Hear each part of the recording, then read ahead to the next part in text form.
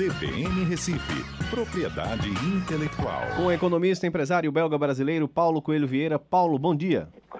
Bom dia, Mário. Bom dia, ouvintes da CBN.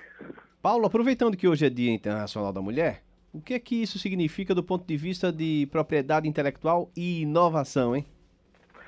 Olha, Mário, vamos lá, né? Na realidade existe algo profundamente comum entre mulheres e invenções.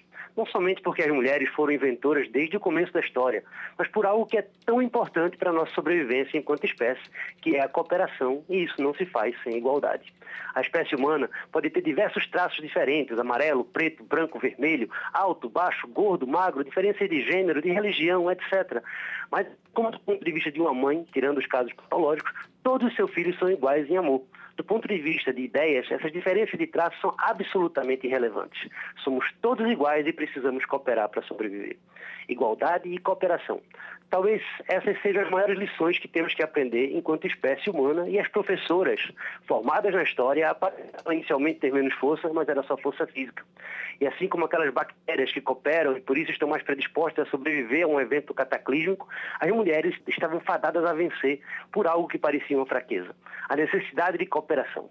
Foi assim que provavelmente nasceu a agricultura, uma invenção de quem tinha que cooperar e precisava fixar raízes, se harmonizando com processos da natureza, enquanto os homens, com força física, optavam pelo caminho mais fácil, de predadores que destruíam seu próprio habitat e tinham que se mudar em seguida, nômades. Bom, dado que hoje fazemos com o meio ambiente, parece que ainda não aprendemos direito essa lição.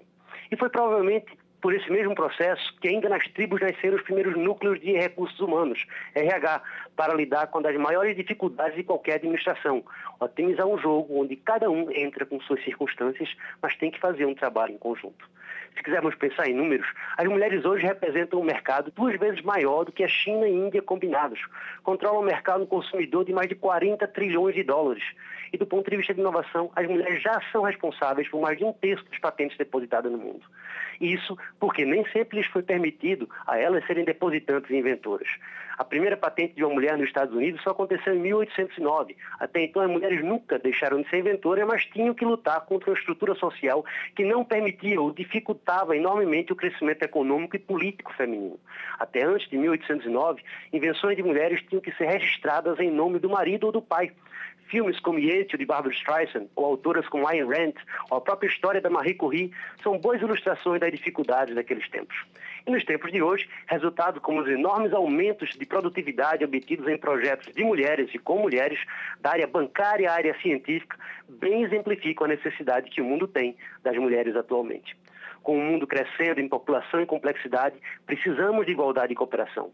Uma atenção especial aos projetos de mulheres tem, já há algum tempo, estado presente em diversas empresas, instituições e indústrias. Ideias não fazem distinção de gênero ou de qualquer outro aspecto em que possamos diferenciar pessoas.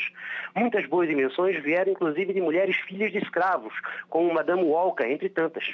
E isso muitas vezes incomoda o status quo, porque subverte a inércia social, distribuindo riqueza e empoderando pelo mérito do que temos de mais humano: a capacidade de pensar e criar um mundo que, como nos ensinam a natureza e as mulheres, tem que ser baseado na grande mensagem do dia de hoje: igualdade e cooperação.